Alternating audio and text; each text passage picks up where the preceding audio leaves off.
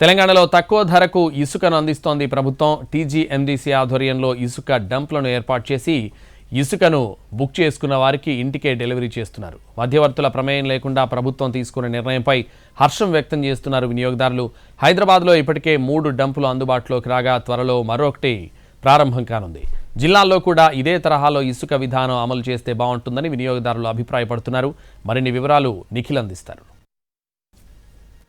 తెలంగాణ ప్రభుత్వం తక్కువ ధరకే ఇసుకను ప్రజలకు అందుబాటులోకి తెచ్చింది. ఏదైతే గృహ నిర్మాణాలు కావచ్చు, ఇతర నిర్మాణాలు చేసుకునే వాళ్ళకు తక్కువ ధరకే టీజీఎండీసీ ఆధ్వర్యంలో ఇసుకను అమ్మకాలు చేస్తూ ఉంది. ప్రస్తుతం హైదరాబాద్లో 4 ప్రాంతాల్లో ఇసుక డంప్లను ప్రారంభించింది. వటినాగులపల్లి, ఇబ్రహీంపట్నం, ఇక్కడ దుండిగల్తో పాటు మరో చోట ఆదిబట్లలో కూడా త్వరలో ప్రారంభించబోతున్నట్టుగా తెలుస్తూ ఉంది. ఈ 2-3 రోజుల్లో కూడా అక్కడ ప్రారంభిస్తారని చెప్తున్నారు. మొత్తంగా అయితే ఇసుక అందుబాటులోకి రాకముందు, ఏదైతే ప్రభుత్వ డంపులలో అందుబాటులో రాకముందు దాదాపు సన్న ఇసుక 2,500 రూపాయలకు టన్ను, అటు దొడ్డి ఇసుక 2,000 టన్నుగా కూడా దళాలు అమ్మే సిచ్యువేషన్ మనం చూసినాం. కానీ ప్రస్తుతం ఇసుకకు ఒకటే రేటును నిర్ణయించి గవర్నమెంట్ అమ్మకాలను ప్రారంభించింది. దొడ్డి ఇసుక అయితే ప్రతి టన్నుకు 1,600 రూపాయలు, సన్న ఇసుక అయితే 1,800 రూపాయలుగా నిర్ణయించింది.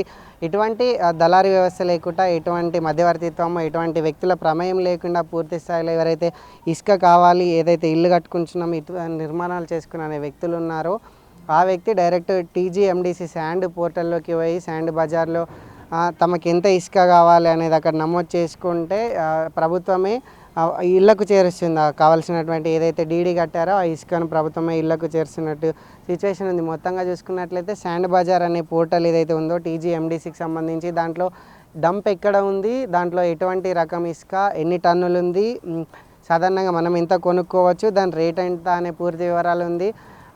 365 రోజులు ఇది ప్రజలకు వినియోగంలో ఉన్నట్టుగా కూడా అధికారులు చెప్తున్నారు. దానికి సంబంధించి హైదరాబాద్ జిహెచ్ఎంసీ ప్రాంతంలో టీజీఎండీసీ పెద్ద ఎత్తున ప్రచారం కూడా చేసింది. ఏదైతే కొందరు గతంలో ఇసుక బజార్, ఏదైతే శాండ్ బజార్ డంప్స్ ఉన్నాయో దాని నుంచి కొంతమంది దళారులు తీసుకొని వాళ్ళొక దగ్గర డంప్ చేసి ఏదైతే షార్టేజ్ ఉన్న టైంలో వాటిని అత్యధిక ధరకు కూడా అమ్మిన సిచ్యువేషన్ ఉంది. కానీ ప్రస్తుతం అటువంటి పని ఏది జరగకుండా కూడా నీట్గా ఏదైతే పూర్తిగా గవర్నమెంటే ఇనిషియేట్ తీసుకుని ఎండీసీ బాధ్యత తీసుకుని పూర్తి స్థాయిలో ఇసుకను అమ్ముతున్నట్టుగా మనం చూస్తూ ఉన్నాం.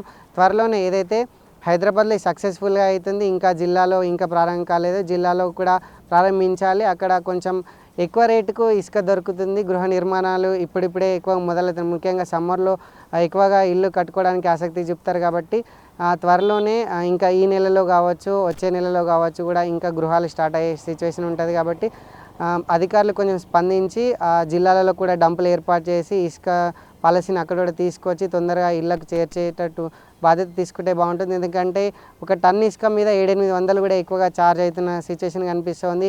పూర్తిస్థాయిలో ఏదైతే మధ్యతరగతి జనాలు ఉంటారో వాళ్ళు ఒక ఇల్లుకి 20 లక్షలు పెట్టుకుంటే దాదాపు ఇసుకకే 6-7 లక్షలు కూడా పోతున్నట్టు కూడా వాళ్ళు చెప్తూ ఉన్నారు. కాబట్టి త్వరలో ప్రభుత్వము దీన్ని పాలసీని అక్కడ తీసుకొచ్చి డంప్స్ ఏర్పాటు చేస్తే కూడా బాగుంటుందని కూడా ప్రజలు కోరుతూ ఉన్నారు.